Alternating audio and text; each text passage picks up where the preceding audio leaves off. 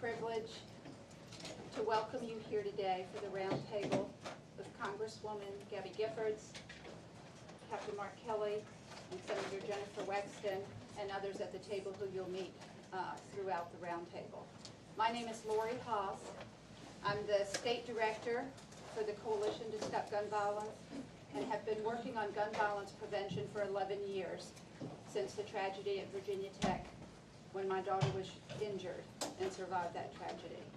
I have the great fortune of having met Senator Jennifer Wexton in January of 2014 when she joined the Virginia Senate and her colleagues and began her work at the state level to promote, advocate, carry bills, talk on the Senate floor, and do her job and support this community, the state as a whole, in working hard to work on gun violence prevention.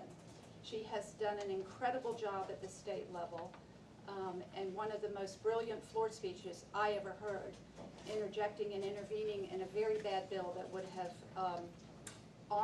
put firearms into domestic violence situations. So I could go on and on and on about Senator Wexton and her commitment to this issue, but it is my good fortune, and I'm honored and humbled to introduce to you Senator Wexton.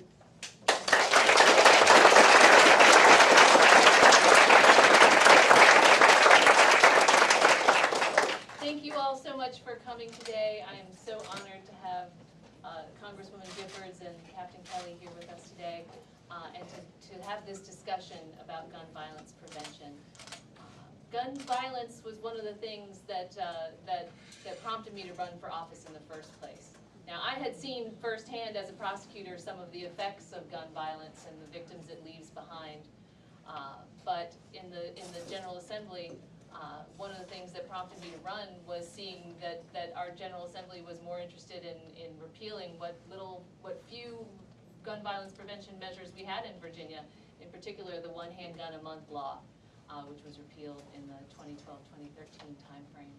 So during my time in Richmond, I have patroned legislation to do things like establish universal background checks in Virginia, to ban bump stocks, to mandate the reporting of lost and stolen firearms. And with my friend and colleague, Delegate Murphy, we have had some success in things like legislation to take guns away from domestic abusers.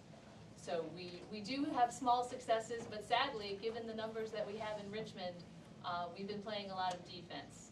We've been fighting against legislation that does things like put more guns in the hands of domestic abusers, put more guns in more schools and college campuses, and things that make it easier to obtain, for civilians to obtain guns like automatic weapons and even bazookas.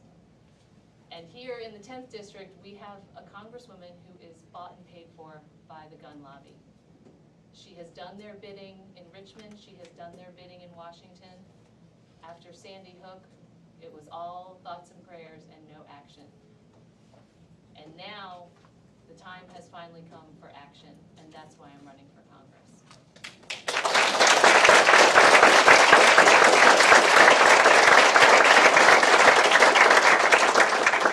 I look forward to our discussion today, and I would like to introduce our distinguished guests.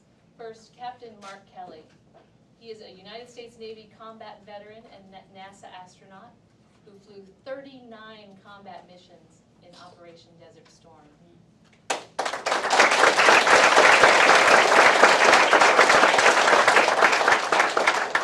He was selected as an astronaut in 1996 and flew 4 missions aboard the Space Shuttle Endeavour, visiting the International Space Station on 4 different occasions. He's one of only 4 people in the world who have accomplished that.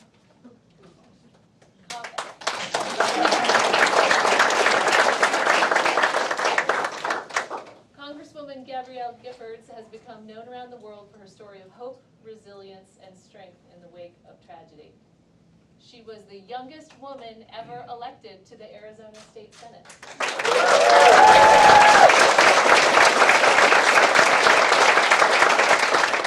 She served before winning election to the United States House of Representatives in 2006. 2011, Gabby was shot in the head while meeting with constituents in her hometown of Tucson, Arizona. The shooter killed 6 people that day and injured 13 others. And after months of intensive care, Gabby embarked on a courageous rehabilitation journey in the public spotlight. And she worked to take back some of the mobility and speech that had been taken away by gunfire. After resigning from Congress to focus on her recovery in January 2013, just weeks after the tragedy at Sandy Hook Elementary School, Congresswoman Giffords and her husband, Captain Kelly, founded their gun safety organization, Giffords Courage to Fight Gun Violence, and quickly became leaders in the movement to strengthen our nation's gun laws.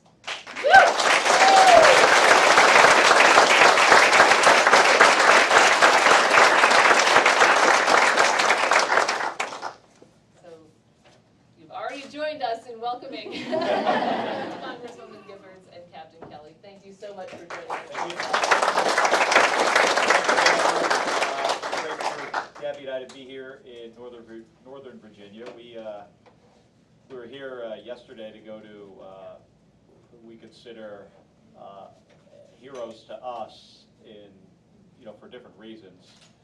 Certainly Gabby being from Arizona, John McCain is somebody that she has looked up to for a while, and myself as a Navy pilot, he is an icon in naval aviation and somebody I've known about since probably when I was in high school, when I first started thinking about being a pilot in the United States Navy. And we had the opportunity to go to his funeral yesterday, and it was a pretty remarkable event for a number of different reasons. One of the reasons, though, is how each of the speakers who who eulogized him mentioned or brought up the issue of how partisan our politics have become over the last decade, but particularly over the last couple years. And it's something we collectively need to fix around this country, in districts like Virginia 10 and in other places, to get us away from this just pure partisanship, and to find people who will run for office and get elected and then serve in a way that'll help us solve our nation's problems. And one of those problems is the problem of gun violence. And to have all of you here today on a holiday weekend is really a great thing to see. You could be out doing other things, playing golf or out on a boat or something. Probably a lot of you have tomorrow off as well, but instead, you're here fighting for change in Virginia and around the country. And Gabby and I are certainly looking forward to hearing from everybody here about how this issue has affected them and what they think we possibly could be doing our jobs differently. And we're very interested in that, to hear ideas from all of you. But thank you for everybody in this room, especially the moms. Moms demand action. We love seeing you guys.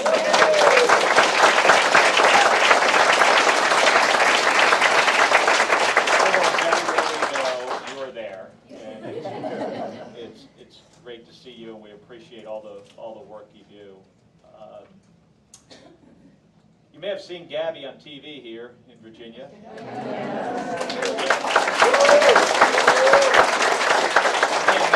Me too, standing in the corner.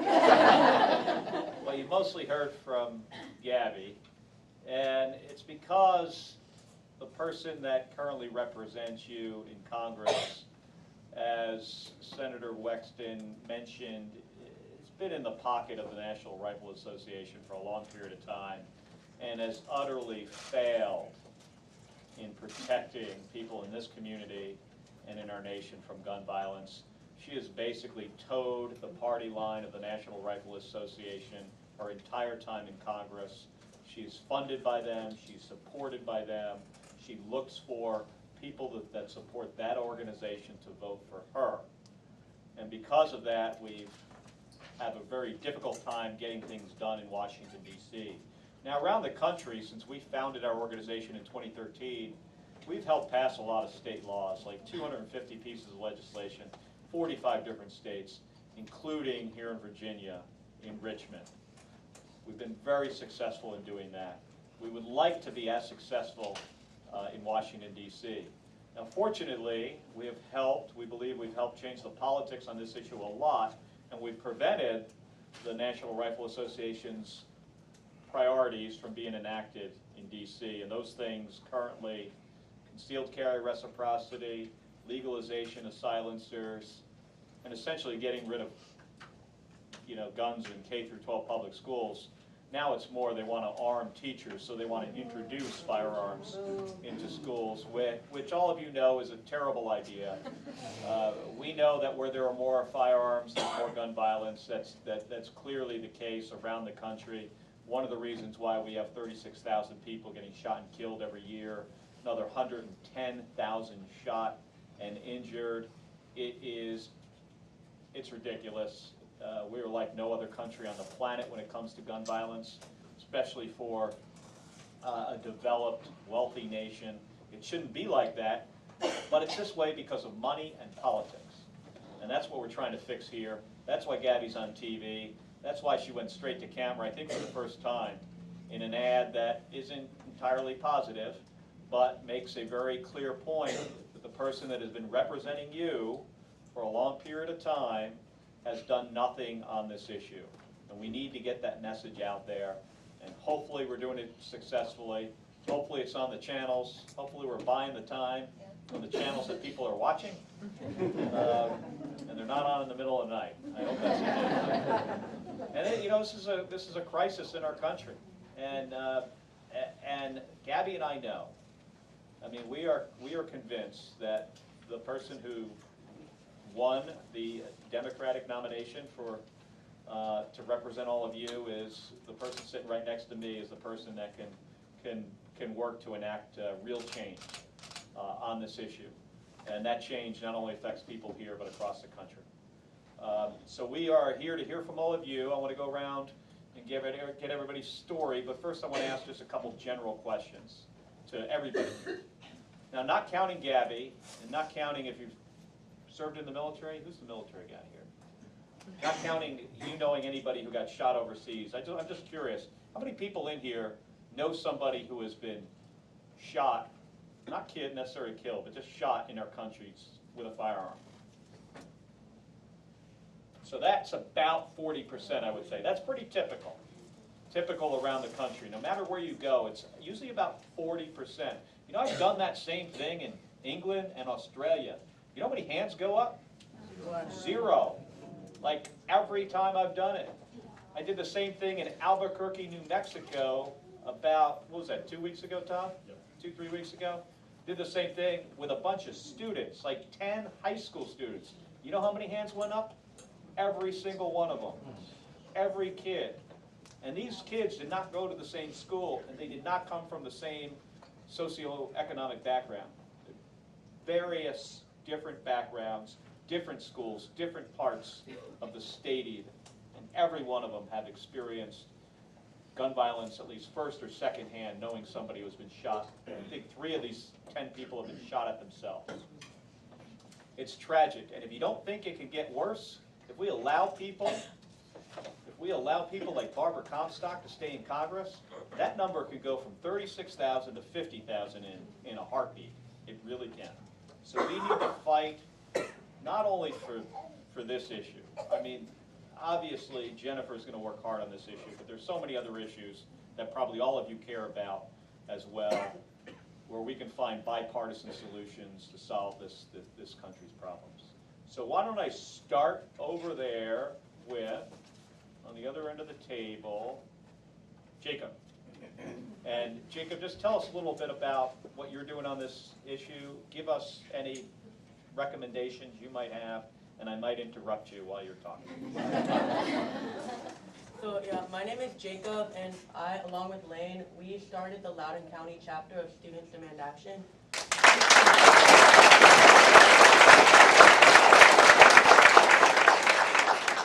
I personally got involved with this issue because for as long as I can remember, we would go to school and at least once a month we would have an active shooter drill. these girls are so common that people just start making jokes about them, and it's like this part of our normal day. And people kind of just accepted the fact that at any time during the school day, a shooter can come into our school and just cut a bunch of lives short.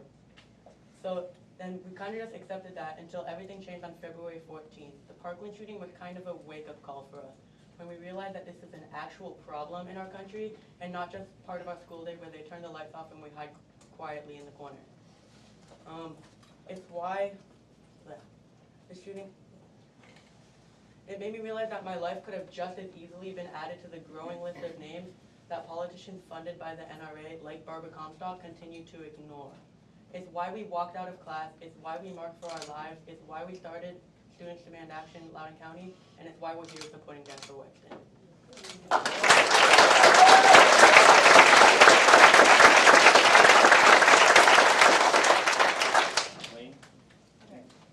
So for as long as I can remember, I've been raised in a household full of activists. I have three older sisters and one younger sister, and amazing parents that have always supported me in whatever I want to do. And so I remember being 8 years old and working on the Obama campaign. I remember in 3rd grade, yeah, I would go door to door and canvass until sunset. I remember in 3rd grade, it was the last day of school before winter break.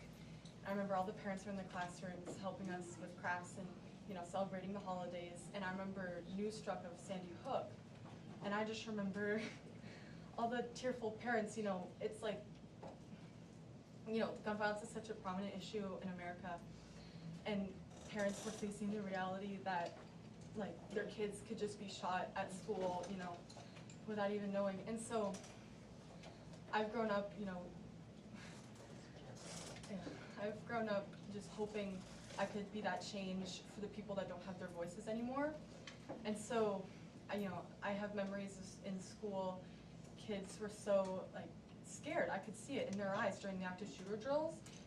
This past couple months, kids have been setting up barricades in classrooms, asking teachers what they would do in certain situations in the bathroom, at their lockers, where to hide. Kids are truly worried. They see it's a reality in our schools and in our public places now. We're not safe anywhere we go. And it's, and everyone has to care, and it's way too long. Change has been overdue, and, ever since Parkland, I've just been so shaken up. It's like my eyes, it's like I was just risen up. And I've always been wanting to be that change, and now it's the time for me to fight with everyone else. My peers and I, we've been waiting for so long, and it's the time now to do this, because if we don't, it's like they're saying the numbers could just grow, and we need politicians that'll support us. Our communities are so strong, and we need to just keep that strength and make sure that we're all gonna stay safe. And How many kids do you have working with you? right now, because we just started this, over this summer, we just have the leaders, so about, I'd say, like 8 to 10, and it's all of Loudoun County, so we're getting students from all over different high schools and middle schools to come join us. Great.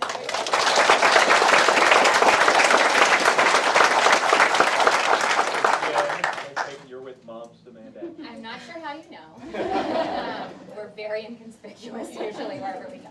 Yeah, so my name is Jen Miller, and I am from the western end of District 10, so in Winchester, Virginia, which is very culturally different than this area of Northern Virginia. And I am the chapter lead in Winchester, and we started our group of Moms Demand Action right after Parkland as well. And really it was people like Jacob and Lane who just got on TV and said enough is enough. And I think something really pulls at the heartstrings of all mothers, fathers, aunts, uncles, grown-ups, when they see children who are pleading for their lives and knowing that we have let this culture just continue without doing something about it. And so I think it was a wake-up call for many of us as adults as well, to just step up and say, we've got to join in this chorus of people who have been actively working to end gun violence for quite some time.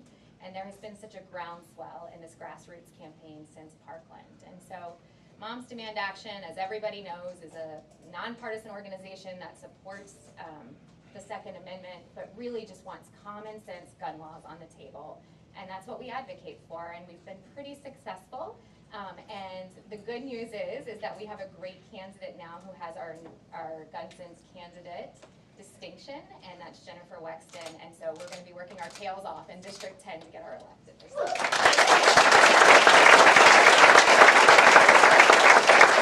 Have you guys tried to recruit any people, candidates, moms, to run for like local, like city council? So we're getting there. We've School actually board? had surprisingly great turnouts for all of our meetings, all of our calls to action. I mean, I think it would be surprising to know that we have about 50 to 60 active members in Winchester right now, and way more on our membership roster. But yes, hopefully that is the outcome of all of this, is that as we get more into legislative issues, do more campaigning, that will turn our Board of Supervisors and our school boards around as well. Great, great. Naveed, who's a vet and served in the U.S. Army Yes, sir. in Iraq. Yes, sir. So my name is Naveed Shah. I'm from Springfield, Virginia. I actually joined the Army in 2006 right out of high school, and then I was deployed to Iraq in 2009. In November 2009, the Fort Hood shooting happened, and I was in Iraq, and my wife and my son were at Fort Hood. And that completely turned everything upside down for me, because suddenly I wasn't the one who was in danger anymore, they were. And that 300 square mile military base became a tiny little thing that they could, who knows what could have happened. Luckily they were fine, they were nowhere near where the actual shooting was happening. But in that moment I realized that I'm walking around with an M16 every day because I'm in a war zone. Right. There's a good reason for that. Why does anyone need that when they're walking around the streets back home?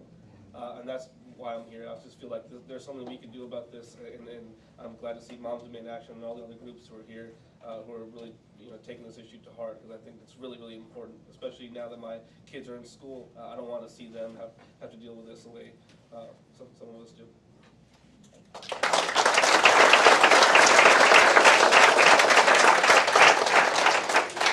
Pastor Michelle?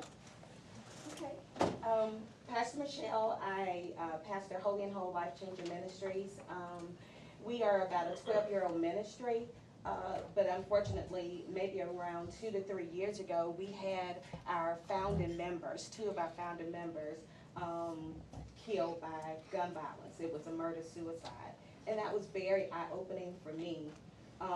Devastating, because it didn't have to happen. If we had sensible gun laws, it could have been avoided. The other thing is, I'm a mom, and so as a person of faith, not only do I get a chance to console the entire community, but I have to look my kids in the face every morning and say, you will be back. You're coming back. And every day and every year that goes by where we have another mass murder, I say that to my children, but then I go in that closet and pray to God and say, God, please bring them back. And that's a sad thing. That's a sad thing. It doesn't have to be that way.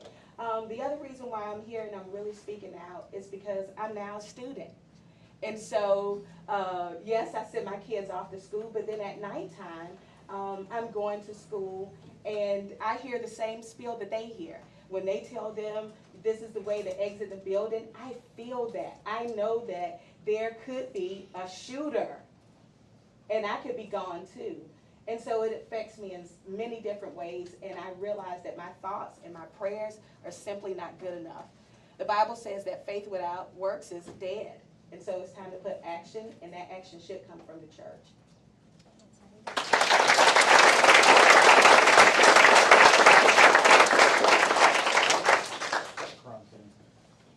Hello, my name is Karan Sains. I'm on the Loudoun County Board of Supervisors representing the Sterling District. Welcome to Sterling.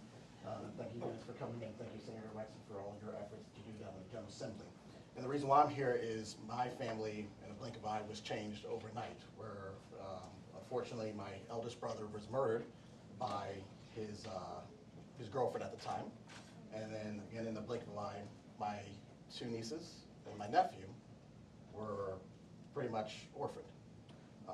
My brother was killed, and their mother was put away in jail for the rest of her life.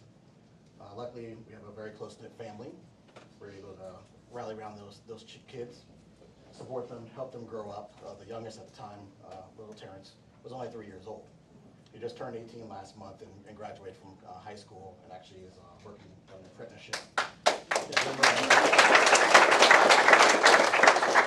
He's working on an apprenticeship with a local union, actually, to get a trade and provide and do well for himself. But those kids, I admire them every single day, because they could have done different things with themselves because with losing their mother and their father, but they did not let that run them into the ground. They rose up and became something of themselves. And just here to make sure we do whatever we can to make sure that does not happen in other families and other homes for a small, heated argument. And just even last night, actually, my family lives in Sterling, Flint, Michigan, excuse me. But even last night at Algonquian Park, Regional Park, there's a nice banquet venue there. A family function was going on. There was a heated exchange, and two gentlemen, one had a gun and shot somebody that he knew. Fortunately, the person that was shot is going to make it and was not life-threatening injuries, and the authorities are looking for the other, the culprit. But just to show, Flint, Michigan, everybody knows about Flint, Michigan with the water crisis and the dire straits that are happening with Flint with when GM pulled out and everything. But just to show what's happening to Flint can just as well happen here in Sterling, Loudoun County, which everybody would say is a very affluent community and neighborhood. So it doesn't matter if you're in the suburban area or the urban area or rural area, gun violence is all over the place, and we need to do what we can to figure out what's going on and come up with some, as the moms say, some common sense reforms to make sure this epidemic does not continue to happen in our communities every single day.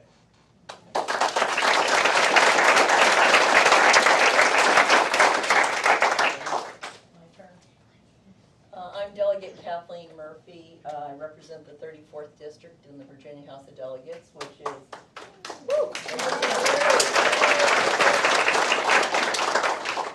in 2002, my brother owned a bar and restaurant, and at 2:30 in the afternoon, gunmen came in and robbed him and shot and killed him.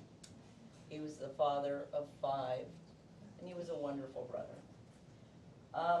I've always been working on the issue of gun violence really since I was a young kid, but that really set me on a path that led me to run against Barbara Comstock for the House of Delegates.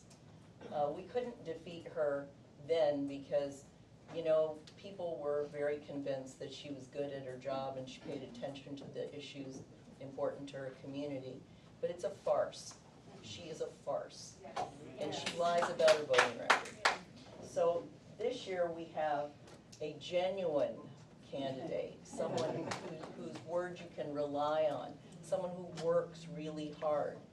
In the House of Delegates, I started the Gun Violence Prevention Caucus, and I co-chair the Safe Virginia Initiative, which we put together kind of in response to what the Republicans were doing when they call looking at children's safety in schools, but then they refuse to address the issue of guns.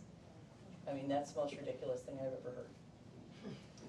I did get one gun bill passed. It was almost a miracle. Jennifer knows about it, and she worked very hard on it. This is a bill to take guns out of the hands of those under a protective order. But it took really McAuliffe's action, and it was not the best bill we could have ever gotten, but it was a step in the right direction. It was at least one bill. This year I put a bill in to take guns out of the hands of people convicted twice of domestic abuse. I made it a felony on the second conviction. And you will not believe why that bill cannot pass. Because 11,700 men were convicted twice for domestic abuse, and it would have cost us $15 million to put them all in jail. 11,000 men are committing domestic abuse, and we're not willing to address it as a real threat to the well-being of women.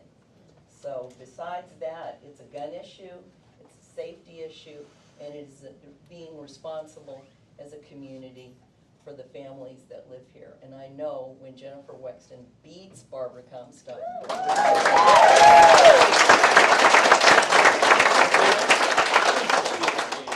So we supported, I think, maybe 17 House of Delegate candidates last November. And almost all of them won, and there was one that came down to the coin flip. Now, what has been the impact of losing the, well, I think it was pulling it out of an ugly vase, but it was, what was the impact on this issue of losing that flip of the coin? Well, the issue is we're one vote short from success. Every time we put a bill up, that bill is defeated. That bill is defeated because they have really 2 more votes than we do. So to all of you out there, anybody who watches this, if you ever, for any of your friends who might think their vote doesn't matter, well, here in Virginia, and I use this example all over the country, in the Virginia House of Delegates, that one vote did matter. And it has an enormous impact in this state. So we've got to get people out to vote. Well, next year, don't forget, you have to vote for all of us. Again, we've got 3 more members of the House of Delegates in back. That's right. David Reed.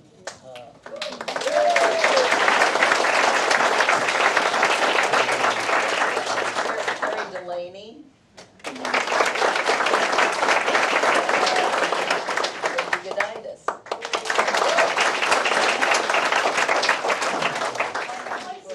Oh my gosh, and Boy Scout, my dear.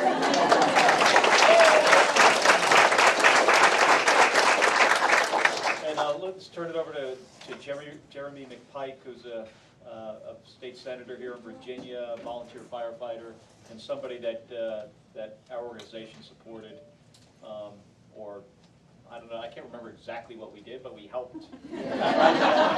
Hopefully we were helpful in getting you elected in 2015. Yes, thank you, Captain. Yeah, I'm Jeremy McPike, 29th Senate District, which is Dale City, Woodbridge, out to Manassas. Manassas is in the 10th. This issue's impacted me in a couple different ways. I lost my brother to suicide when he was 16, and really didn't do much about it for about 12 to 14 years, not able to really talk about it. I've done some work, as Jennifer knows, in the Senate, and she's been great to work with on various issues around that, and make sure we've got some resources at the table for our youth.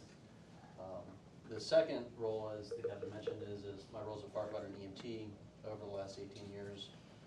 Probably, if not the only member of the General Assembly that has actually pronounced people dead from gunshot wounds, between accidental, between intentional, you name it.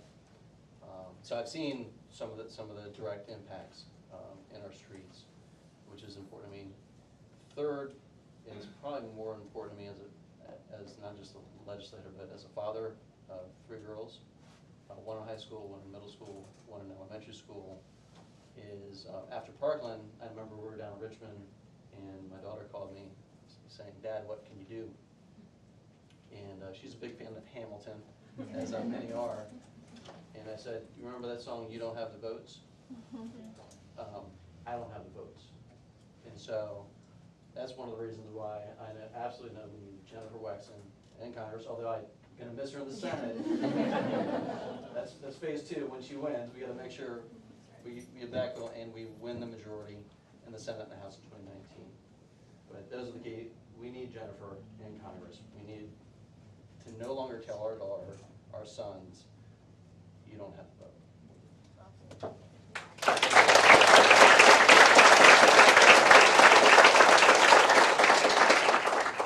And then finally over to Lori, the state director for the Virginia Coalition of Stop Gun Violence. Thank you. I've been doing some form of gun violence prevention work since April of 2007, when what was then the largest mass shooting in America occurred, in our backyard in Blacksburg, Virginia. At the time, there wasn't anybody who didn't know someone connected to that tragedy. And as a mother, I just couldn't wrap my brain around the fact, that this had happened. I got a phone call that morning, "Hi, Mommy, I've been shot." And she's doing well. I'm the proud grandmother of 2.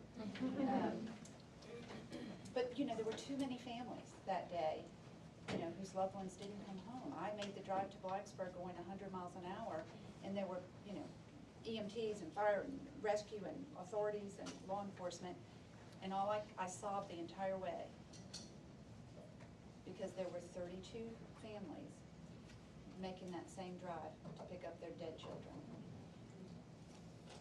And I committed my life to it then, and I'm still doing it now. And one of the things that I want to say is, it's working. We are making a difference. You are making a difference. Everybody at this table is making a difference. In Governor McAuliffe's last year in office, we had to ask for 12 vetoes. The other side had passed 12 really bad bills. Guns here, guns there, let's weaken this, weaken that law, let's weaken that law. In 2018, subsequent to the hard work by the House of Delegates and their colleagues in the Senate, and people in this audience and people across Virginia, I did not ask for a single veto. Nothing passed.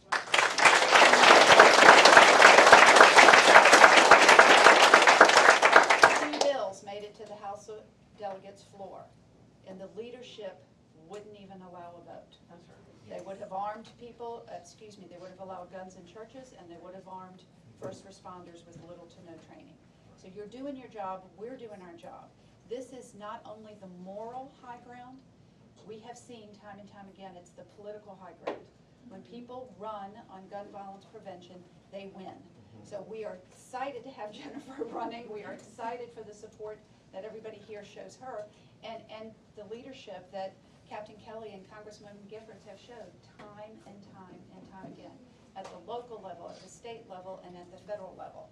So the momentum is on our side, and morally, as the pastor said, we are in the right place. So I admire you here. I'm not going away. I know that the senator's not going away. She's just going a little bit further up the highway over in Washington, D.C. And you know, we're going to make this happen, and with all of you and with y'all's leadership, we're determined, more determined than ever. Yeah, so the politics on this issue is clearly shifting. Takes a lot of hard work over a long period of time to make that happen. I think in places like Virginia, it's a combination of that. It's also probably a little bit of a combination of if one party is in power in a legislature for a long period of time and they keep passing their bad gun bills, well, what do they do the next cycle, right? Yeah. The next session, their thing has to get worse and worse, and finally people start realizing, well, we can't actually pass that. Yeah. So that's part of it. But just like you're seeing here in Congress, we're also seeing even a positive movement among the Republican members of the House and the Senate. And let me try to explain this. The NRA's concealed carry reciprocity bill just passed here in December of 2017. The last time it got a vote, I think, was in 2012. In 2012, 30 or about 40 Democrats voted for it. In 2017, only a handful did, like 4 or 5. The same thing with Republicans voting against it. It was only a few of them that voted against it in 2012. This time it was 14. So the politics are moving in the right direction, and despite the fact that you see a House and a Senate and a President that all are clearly, in general, aligned with the National Rifle Association, they can't get their stuff passed. Yeah. And it's because we got solid support from the Democrats, and we even have Republican members of the House and Senate that are not supportive of this bad legislation. So I think we're going to continue to see that as long as we all keep working together. Working hard on this issue, not going away, not giving up, electing the right candidates to office, getting candidates like Jennifer and others elected to the House, getting rid of people like Barbara Comstock. I think we can find something else for her to do. Imagine there's things she's very good at, just not serving in Congress. So we're gonna continue to work here, and I know Jennifer has some more words, but let me just turn it over to Gabby for a second, because I think she had a message for all of you. These are scary times.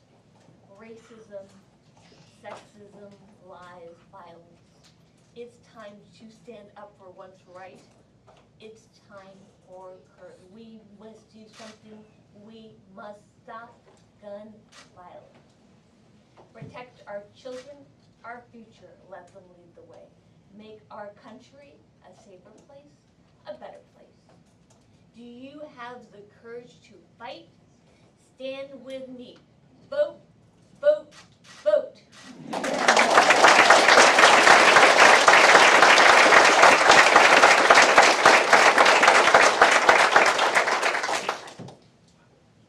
Election day, your voice matters.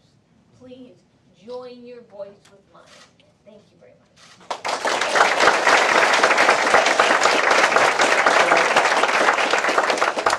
fight is on TV, it's not gonna get her elected. I mean, it's gonna help. It's gonna help a little bit. But what's gonna help a lot is you guys knocking on doors and making phone calls and doing what you can to help her raise the money, whatever you can do to raise the money to run the best campaign possible. This is gonna be close. Don't think, because Barbara Comstock is not doing her job, that means she's gonna lose. She's only gonna lose if you guys work incredibly hard. So please keep it up. Please knock on those doors, make that extra phone call, and then on election day, we know you're gonna vote. You gotta get your friends to vote, and your relatives, and your 18-year-old brother who wants to sit in front of the video game console. Drag him to the polls. So thank you. It's great for Gabby and I to be here, and I'll turn it back over to Jennifer. Thank you, Captain Kelly. There's no way I can top that, guys. So I will just leave you with these words. Your efforts and everything that you are doing makes a huge difference. It made a difference in 2017, and all of that grassroots energy, all of those advocates, all of the work that you guys have put in, it's going to pay dividends this year. I am so thankful for all that you are doing. I promise I will do everything I can to win this seat and make you proud, both as a candidate and as your new member of Congress for Virginia 10. Yes.